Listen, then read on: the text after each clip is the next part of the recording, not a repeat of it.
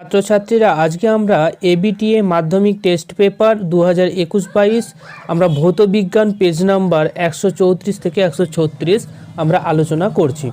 তো এই ফিজিক্যাল সায়েন্সের প্রথমেই যেটা রয়েছে দেখো বিভাগ যে ক, এইখানে প্রত্যেকটি প্রশ্নের মান কিন্তু 1 করে রয়েছে। মোট 15টি প্রশ্ন রয়েছে, প্রত্যেকটি প্রশ্নের 4টি করে অপশন থাকবে। তো এখানে প্রথমেই দেখো 1 কোন জীবাশ্ম জ্বালানির তাপন মূল্য সবচেয়ে বেশি, এখানে বি এলপিজি হবে। 1-2 কোনো আদর্শ গ্যাসের ক্ষেত্রে পিভি সমান W/m/T সমীকরণে এম চিহ্নটি কোন রাশিকে নির্দেশ করে, এখানে চিহ্নগুলি প্রচলিত অর্থ ব্যবহার করে। এখানে সঠিক যেটা উত্তর হবে তা হচ্ছে বি গ্যাসের আণবিক ভর। ঠিক আছে, এরপর আমরা 1-3 যে প্রশ্নটি দেখতে পাচ্ছি, 32 গ্রাম সালফারকে বায়ুর অক্সিজেনের মধ্যে সম্পূর্ণরূপে দহন ঘটানো হলে উৎপন্ন সালফার ডাই অক্সাইডের পরিমাণ কত হবে। তো এইখানে 4টি অপশন রয়েছে, এই 4টি অপশনের মধ্যে যে সঠিক যেটা উত্তর হবে তা হচ্ছে তোমাদের বি অর্থাৎ 64 গ্রাম। ক্লিয়ার। এরপর 1-4 20 সেমি ফোকাস দূরত্বের কোনো উত্তল লেন্সের সামনে লেন্সটির প্রধান অক্ষের ওপর লেন্স থেকে 30 সেমি দূরে একটি বিস্তৃত বস্তুকে লম্বভাবে স্থাপন করা হলে সেটির প্রতিবিম্বর প্রকৃতি কীরূপ হবে, এখানে সঠিক যেটা উত্তর হবে তা হচ্ছে সি। ঠিক আছে, তো সি অপশানটি এখানে কারেক্ট, সদ এবং অবশীর্ষ ও বিবর্ধিত হবে। কারণ এখানে দেখো বস্তুটিকে আমরা রাখছি ফোকাস এবং যে ফোকাসের দ্বিগুণ দূরত্বের মধ্যে। এরপর চলে আসছি আমরা 1-5 দাগের যে প্রশ্নটি যে রয়েছে 1-5 তড়িৎচুম্বকীয় যে বর্ণালীর অন্তর্গত নিচের কোন দুটি তড়িৎচুম্বকীয় তরঙ্গ বর্ণালীতে দৃশ্যমান আলোর একই পার্শ্বে অবস্থিত, এখানে সঠিক যেটা উত্তর হবে ডি অপশানটি সঠিক উত্তর হবে অবহেলিত রশ্মি ও মাইক্রোওয়েভ। এরপর আসি 1-6 একজন প্রাপ্তবয়স্ক ব্যক্তির সুস্থ ও স্বাভাবিক চোখের স্পষ্ট দর্শনের পাল্লা নিকট বিন্দু থেকে দূরবর্তী বিন্দু কত হবে, এইখানে 25 সেন্টিমিটার থেকে অসীম পর্যন্ত হয়, অর্থাৎ এর অপশানটি কারেক্ট হয়ে যাবে।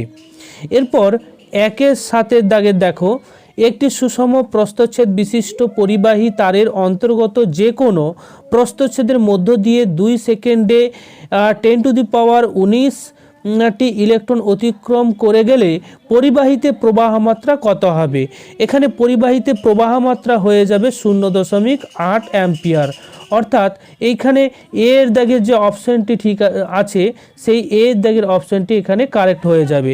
এটা কিভাবে করবে দেখো, আমরা জানি আধান সমান হচ্ছে আধান, এখানে যে কত হবে আধান হবে তোমার 1.6 গুণিত 10⁻⁻19 এবং এর সাথে কিন্তু কতগুলো ইলেকট্রন আছে সেইটা গুণ হয়ে যাবে, অর্থাৎ 10⁻19, তাহলে 10⁻⁻19 এবং 10⁻19 কেটে গিয়ে এখানে থাকবে 1.6, অর্থাৎ এখানে লিখে দিতে পারবো আমরা I সমান Q/T। এবারে আমাদের Q সমান চলে এসেছে কত 1.6 আর নিচে হয়ে যাবে T বলতে 2 সেকেন্ড, অর্থাৎ এখান থেকে পেয়ে যাব 0.8 অ্যাম্পিয়ার, এটা আমাদের উত্তর হয়ে যাবে। এরপর 1-8 যে প্রশ্নটি যে রয়েছে দেখো 1-8 নিচের কয়েকটি বাল্বের রেটিং উল্লেখ করা হলো, প্রজ্বলিত অবস্থায় কোন বাল্বটির রোধ সর্বাপেক্ষা বেশি হবে, এখানে সঠিক যেটা উত্তর হবে তা হচ্ছে এ। ঠিক আছে, 220 ভোল্ট এবং 100 ওয়াট। এখানে কিভাবে নির্ণয় করবে দেখো, এইখানে বলেছে যে প্রজ্বলিত রোধ সর্বাপেক্ষা বেশি, তাহলে রোধ সমান এখানে আমরা কি জানি, রোধ সমান জানি V²/P সম্পর্ক থেকে পাচ্ছি। ঠিক আছে, এখানে পাওয়ার রোধ এবং ভোল্টেজের সম্পর্ক, সেখান থেকে ভি এর মান আছে 220 তার স্কোয়ার এবং পি অর্থাৎ ক্ষমতা এখানে দেওয়া আছে 100 ওয়াট, এইখান থেকে আমরা পেয়ে যাব 484 ওহম। ঠিক আছে, তাহলে এটাই কিন্তু সর্বাপেক্ষা হবে, বাকিগুলো এতটা হবে না। এরপর চলে আসছি 1-9 এইখানে যে চিত্রটি দেওয়া আছে বর্তনী, সেই বর্তনীতে চিত্রে তড়িৎ বর্তনীতে এ এবং বি বিন্দুর মধ্যে তুল্যরোধ কত। এখানে তুল্যরোধ নির্ণয় করতে হবে। এখানে সঠিক যেটা উত্তর হবে, দেখো এইখানে 4 ওহম উত্তর হবে, অর্থাৎ বি অপশানটি কারেক্ট হবে। কিভাবে এলো, দেখো এইখানে উপরের দুটো, এই দুটো কিন্তু শ্রেণী সমবায় আছে এবং নিচের দুটো শ্রেণী সমবায়, তাহলে উপর থেকে আমরা পেয়ে যাচ্ছি কত, 8 পেয়ে যাচ্ছি এবং নিচ থেকে পেয়ে যাচ্ছি 8। তাহলে এইখানে আমরা যদি তুল্য রোধটা বের করি 1/8 সমান 1/8 প্লাস 1/8, তাহলে এখান থেকে আমরা পেয়ে যাব 2/8, সেইখান থেকে 1/4, অর্থাৎ 8 সমান আমরা পেয়ে যাচ্ছি 4। এটা আমাদের সঠিক উত্তর। ক্লিয়ার। এরপরে দেখো 1-10 পর্যায় সারণীর কোন পর্যায়ে সবচেয়ে কম তড়িৎ ধনাত্মক ক্ষার ধাতুটি অবস্থিত। এখানে উত্তর হয়ে যাবে প্রথম পর্যায়, এই অপশনটি কারেক্ট। এরপর আসছি 1-11 পর্যায় সারণীতে সন্ধিগত মৌলের সংখ্যা কটি হবে। এইখানে হয়ে যাবে ডি 10টি। এরপর 1-12 নিচের উল্লেখ করা কোন দুটি মৌলের পরমাণুর মধ্যে সমযোজী বন্ধন গঠিত হবে না। এখানে গঠিত হবে না, ডি অপশানটি কারেক্ট হয়ে যাবে। ঠিক আছে, এইখানে যে ডি অপশানটি আছে সেই ডি অপশানটি এখানে কারেক্ট। সোডিয়াম এবং ফ্লোরিনের মধ্যে কখনোই কিন্তু সমযোজী বন্ধন হয় না। এখানে সোডিয়াম একটা ইলেকট্রন ত্যাগ করবে এবং ফ্লোরিন একটা ইলেকট্রন গ্রহণ করবে, তড়িৎযোজী বন্ধন হবে। এরপর 1-13 মিথেন যৌগের অণুতে সমযোজী বন্ধনের সংখ্যা কটি। এখানে সমযোজী বন্ধনের সংখ্যা হবে ডি, অর্থাৎ 4টি। 1-14 নিচে প্রদত্ত যৌগগুলির মধ্যে কোনটি জলীয় দ্রবণ মৃদু তড়িৎ বিশ্লেষ্য। এখানে পদার্থের মধ্যে হচ্ছে এ অপশান, অর্থাৎ অ্যাসিটিক অ্যাসিড CH3COOH, এটার কিন্তু জলীয় দ্রবণ মৃদু প্রকৃতির হয়ে যায়। এরপর 1-15 নিচের কোন ধাতুটিকে অ্যানোড মাডে পাওয়া যায়। এই দেখো অ্যানোড মাডে সাধারণত যে সমস্ত ধাতুগুলো পাওয়া যায় সেগুলো হচ্ছে সিলভার, গোল্ড, প্লাটিনাম। তাহলে এখানে রয়েছে প্লাটিনাম, তাই সি অপশানটি এখানে কারেক্ট হয়ে যাবে। ক্লিয়ার। এরপরে বিভাগ যে ক্ষয়ের যে প্রশ্ন রয়েছে, প্রত্যেকটি প্রশ্নের মান 1 করে 21টি রয়েছে। এই প্রশ্নগুলোর উত্তর আমরা দেখে নেব। তো প্রিয় ছাত্রছাত্রীরা, আশা করি তোমরা ইউটিউবে প্রথম এই সলিউশনটা দেখতে পাচ্ছ, কারণ এই সলিউশন কিন্তু কেউ করে দেয়নি। তো প্রথমে আমরা বিভাগ চলে আসছি ক্ষয়ে। এখানে 2-1 দাগে যে প্রশ্নটি যে রয়েছে, বায়োগ্যাস প্ল্যান্টে মিথোজেনিক ব্যাকটেরিয়া কি কাজ করে। বায়োমাসে, এখানে উত্তরটা লিখে দেবে, বায়োমাসের পচন ঘটিয়ে মূলত মিথেন গ্যাস উৎপাদন করে। এরপর আসছি 2-2 সত্য মিথ্যা। বায়ুমণ্ডলের সর্বোচ্চ স্তরটি হলো, এখানে ম্যাগনেটোস্ফিয়ার দেওয়া আছে, তাই এটি সত্যি হয়ে যাবে। ঠিক আছে। তো প্রিয় ছাত্রছাত্রীরা, হ্যান্ড রাইটিং করেছি কারণ এখানে অনেক কিছু লেখালেখির ব্যাপার ছিল, ওকে, তাই সেটা সহজ করার জন্যই হ্যান্ড রাইটিংটা করা হয়েছে। আশা করি তোমরা বুঝতে পারবে। এরপর 2-3 যদি অ্যাভোগাড্রোর সংখ্যার মান n হয়, তাহলে 1 মোল কার্বন ডাই অক্সাইড অণুতে পরমাণুর সংখ্যা n এর সাপেক্ষে কত হবে। দেখো একটি কার্বন ডাই অক্সাইডে যে পরমাণুর সংখ্যা কটি হবে, দেখো কার্বন 1টি রয়েছে এবং অক্সিজেন 2টি রয়েছে, তাহলে মোট 3টি পরমাণু রয়েছে। তাহলে 1 মোল কার্বন ডাই অক্সাইডে যে পরমাণুর মোট সংখ্যা কটি হবে। দেখো 1 মোলে অণুর সংখ্যা যদি n হয়, তাহলে একটাতে যদি 3টে পরমাণু থাকে, তাহলে n সংখ্যক কটা পরমাণু থাকবে, 3 দিয়ে গুণ করে দেবো, তাই না, 3 গুণিত n। তো এর থেকে আমরা বলতে পারি যে 1 মোল কার্বন ডাই অক্সাইডের পরমাণুর যে সংখ্যা কিন্তু n এর সাপেক্ষে 3 গুণ হবে। আশা করি বুঝতে পেরেছো। এরপর অথবাটা দেখো, সত্য মিথ্যে। একই চাপ ও উষ্ণতায় বিভিন্ন গ্যাসের মোলার যে আয়তন ভিন্ন ভিন্ন হবে, এটা কিন্তু সত্য হবে। ঠিক আছে, আয়তন ভিন্ন ভিন্ন হয়। ক্লিয়ার। এরপর 2-4 যে প্রশ্নটি যে রয়েছে, যে 8 গ্রাম অক্সিজেন গ্যাসের অবস্থার সমীকরণ লিখো। এখানে অবস্থার সমীকরণ চেয়েছে, তো আমরা আদর্শ গ্যাসের অবস্থার ক্ষেত্রে দেখি আমরা পিভি সমান NRT। এখানে পি চাপ, পি আয়তন, এন হচ্ছে মোল, আর হচ্ছে সার্বজনীন গ্যাস ধ্রুবক, টি হচ্ছে উষ্ণতা। ঠিক আছে। তো এইখানে আমাদের 8 গ্রাম অক্সিজেন দেওয়া আছে, তো এইখান থেকে আমরা বের করব এন, অর্থাৎ মোল সংখ্যা কত।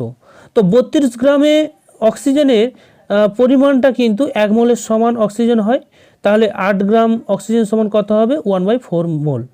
তাহলে এখান থেকে আমরা এনটা পেয়ে গেলাম। এন পাওয়ার পর গ্যাসের অবস্থার সমীকরণটা আমরা কী দিয়ে দেবো, পিভি সমান RT/4, এটাই হবে গ্যাসের অবস্থার সমীকরণ। বোঝা গেল। এরপর 2-25 যে প্রশ্নটি রয়েছে 2-5, একই আপাতন কোণের জন্য দুটি প্রিজমের মধ্যে যার প্রতিসারক কোণ বেশি তার মধ্যে দিয়ে প্রতিসৃত রশ্মি চ্যুতিকোণ অন্যটির তুলনায় বেশি না কম হবে। তো এইখানে আমরা প্রিজমের আলোর চ্যুতিকোণের ক্ষেত্রে আমরা কি জানি যে ডেল সমান I1 I2 মাইনাস এ কোণ। তো এখানে I1 I2 আমরা জানি আপতিত প্রিজমের একটা তলে যখন আপতিত হয়ে আলো সে আপতিত কোণ, এবং I2 হচ্ছে প্রতিসৃত কোণ, দ্বিতীয় যে তল থেকে বেরিয়ে যাবে। এখানে এ হচ্ছে প্রতিসারক যে কোণ বা প্রিজম কোণ। তো এখানে প্রতিসারক কোণের মান বৃদ্ধি যত পায়, অর্থাৎ যে একটা প্রিজমের ক্ষেত্রে যদি এই কোণের মান যত বৃদ্ধি পাবে তত কিন্তু সেই ক্ষেত্রে চ্যুতি কমতে থাকবে, কারণ এর মান যদি কমতে থাকে বাড়তে থাকে তাহলে কিন্তু ডেলের মানটা কমতে থাকে, তাই চ্যুতি কম হয়। তাই প্রতিসারক কোণের মান যত বাড়বে তত কিন্তু চ্যুতি কোণ তুলনামূলক কমবে।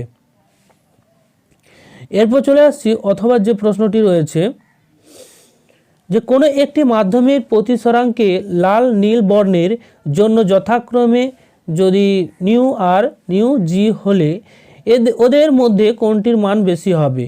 এখানে আমরা যেটা জানি দেখো উত্তর হিসেবে লিখবে শূন্য বা বায়ুর মাধ্যম ছাড়া অন্য যে কোনো মাধ্যমে বিভিন্ন বর্ণের আলোর বেগ বিভিন্ন হয়।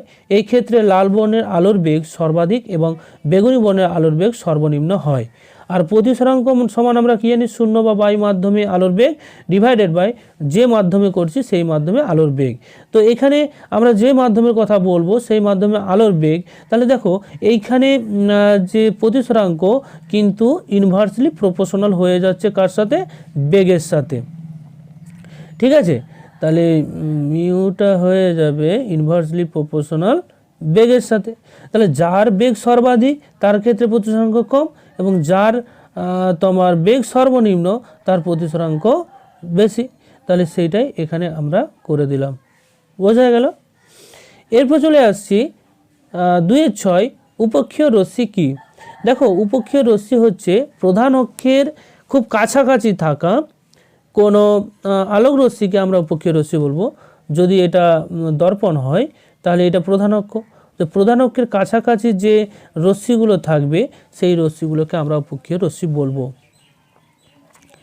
এরপর চলে আসছি 2-7 সাদা আলোর মধ্যে কোনো অস্বচ্ছ বস্তুর বর্ণ লাল হলে সেটির দ্বারা শোষিত বা প্রতিফলিত আলোর বর্ণগুলির সম্পর্কে কি তথ্য পাওয়া যায়।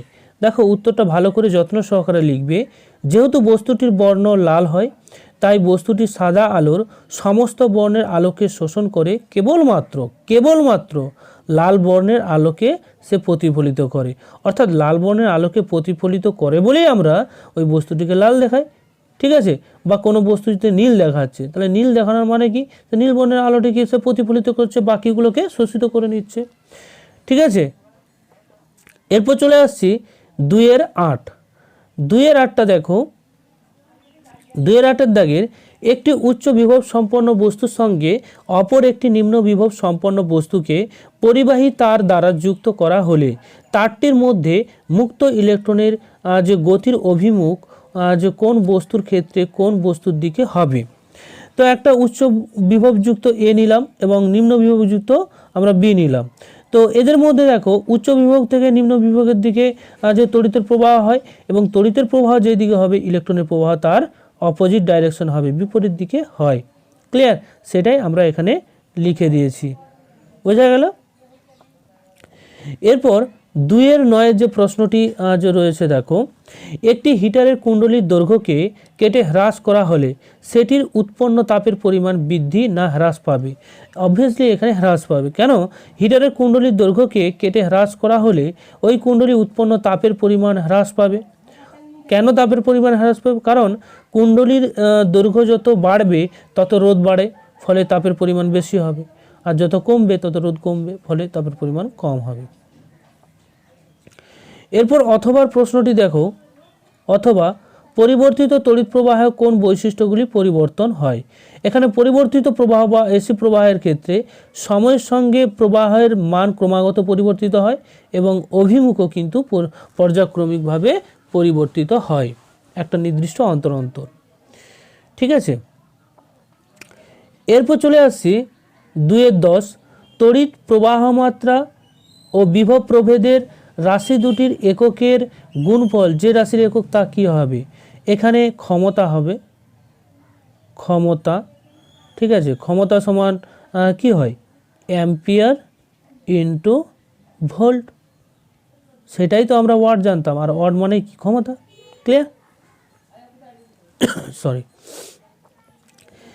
এরপর দেখো 2-11, এখানে বাম স্তম্ভের সঙ্গে ডান স্তম্ভ মিলাতে হবে। 2-11 1 17 নম্বর শ্রেণীর মৌল যার তড়িৎ ঋণাত্মকতা সবচেয়ে বেশি। এখানে ডি অপশনের সঙ্গে কারেক্ট হবে ফ্লোরিন। এরপর 2-11 একটি ক্ষার ধাতু, এখানে ক্ষার ধাতু হবে এ অর্থাৎ পটাশিয়াম। তারপরেটা দেখো অশুদ্ধ তামাকে তড়িৎ পরিশোধনের ক্ষেত্রে ব্যবহৃত তড়িৎদ্বার, এখানে হবে কপার। তারপরেরটা দেখো অ্যালুমিনা থেকে অ্যালুমিনিয়াম নিষ্কাশনের ক্ষেত্রে অ্যানোডে প্রাপ্ত মৌল O2।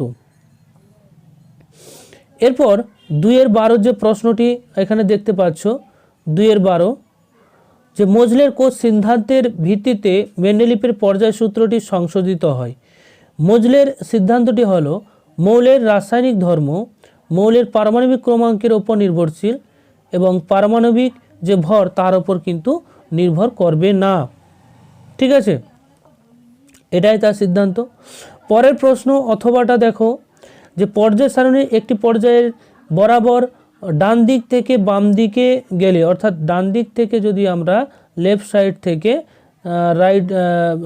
রাইট সাইড থেকে লেফট সাইডে যাই পর্যায় সারণী, সেই ক্ষেত্রে তড়িৎ ঋণাত্মকতা কী পরিবর্তন হবে, কমতে থাকবে, হ্রাস পাবে। এরপর 2-13 যে প্রশ্নটি রয়েছে দেখো 2-13, এখানে দুটি অধাতব মৌলের পরমাণুর মধ্যে যখন রাসায়নিক বন্ধন গঠিত হয় তখন তাদের মধ্যে ইলেকট্রনের সমান সংখ্যার ব্যবহৃত হয় নাকি ইলেকট্রন আদান প্রদান ঘটে। তো এখানে উত্তরটি লিখে দেবে, দুটি অধাতব মৌলের পরমাণুর মধ্যে রাসায়নিক বন্ধন গঠিত হয় তখন তাদের মধ্যে ইলেকট্রন সমান সংখ্যায় ব্যবহৃত হয়, অর্থাৎ সমযোজী বন্ধন গঠন করে।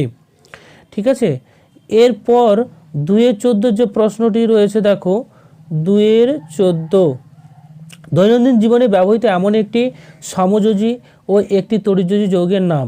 সমযোজী যৌগ আমরা এখানে চিনিও লিখতে পারি। ঠিক আছে, চিনি বা সুক্রোজ লিখতে পারি, বা মিথেন গ্যাস হিসেবে আমরা ব্যবহার করি তাই মিথেনও বলতে পারি। মিথেনটা না দিলে ভালো, চিনিটাই দেবে তোমরা। এরপর তড়িৎযোজী যৌগটি হলো খাদ্য লবণ সোডিয়াম ক্লোরাইড। ঠিক আছে, এরপর অথবাটা দেখো এমন একটি পদার্থের নাম লেখো যা অবস্থার পরিবর্তনে তড়িৎযোজী এবং সমযোজী উভয় হতে পারে। এটা তোমরা একটু খুঁজে দেখবে। এরপর 2-15 যে প্রশ্নটি যে রয়েছে, গলিত বা দ্রবীভূত অবস্থার তুলনায় কঠিন অবস্থায় আয়নীয় যৌগের তড়িৎ পরিবাহিতা কম হয় কেন। এখানে কারণটি লিখে দেবে, গলিত বা দ্রবীভূত অবস্থায় আয়নীয় যৌগ অণু আয়নে বিয়োজিত অবস্থায় থাকে, এই আয়নগুলি তড়িৎ পরিবহন করে, কিন্তু কঠিন অবস্থায় কিন্তু আয়নে বিয়োজিত থাকে না, তাই তড়িৎ পরিবহনতা কম হয়। এরপর আসছি যে 2-16 দাগের যে প্রশ্নটি, সত্য মিথ্যা লিখো।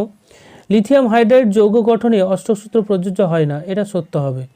এরপর 2-17 তড়িৎ বিশ্লেষণের সময় তড়িৎ বিশ্লেষ্য দ্রবণের মধ্য দিয়ে কারা তড়িৎ আধান বহন করে। এখানে ক্যাটায়ন এবং অ্যানায়ন তড়িৎ আধান বহন করবে। এরপর অথবা যে প্রশ্নটি রয়েছে দেখো, বিশুদ্ধ জলে অল্প পরিমাণ H2SO4 মিশানো হয় কেন, মিশ্রিত করলে তড়িৎ পরিবাহিতা বৃদ্ধি পায় কেন। উত্তর লিখবে, সাধারণত বিশুদ্ধ জল অল্প পরিমাণ H+OH- তে বিয়োজিত হয়, কিন্তু তাতে যদি আমরা অ্যাসিড যোগ করতি তাহলে সেই ক্ষেত্রে এর বিয়োজনটা অনেকটা বেড়ে যায়, বিয়োজন মাত্রা।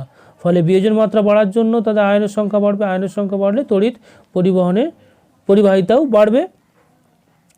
এরপর যে 2-18 দাগের যে প্রশ্নটি, শেষ প্রশ্ন, পিতলের চামচের ওপর তড়িৎ লেপন পদ্ধতিতে সোনার প্রলেপ দিতে হলে তড়িৎ বিশ্লেষ্য হিসেবে কি ব্যবহার করা হবে? এখানে সোডিয়াম অরসায়ানাইড ব্যবহার করব আমরা। ক্লিয়ার? তো প্রিয় ছাত্রছাত্রীরা, এই ছিল তোমাদের বিভাগ ক এবং খ এর সমস্ত প্রশ্নের সঠিক উত্তর। আশা করি ভালো লেগেছে। যদি ভালো লেগে থাকে এটা লাইক করবে এবং বন্ধুদের মধ্যে শেয়ার করবে। চ্যানেলটিতে সাবস্ক্রাইব করা যদি না থাকে চ্যানেলটি সাবস্ক্রাইব করে নেবে নতুন নতুন ভিডিও পাওয়ার জন্য। Thank you.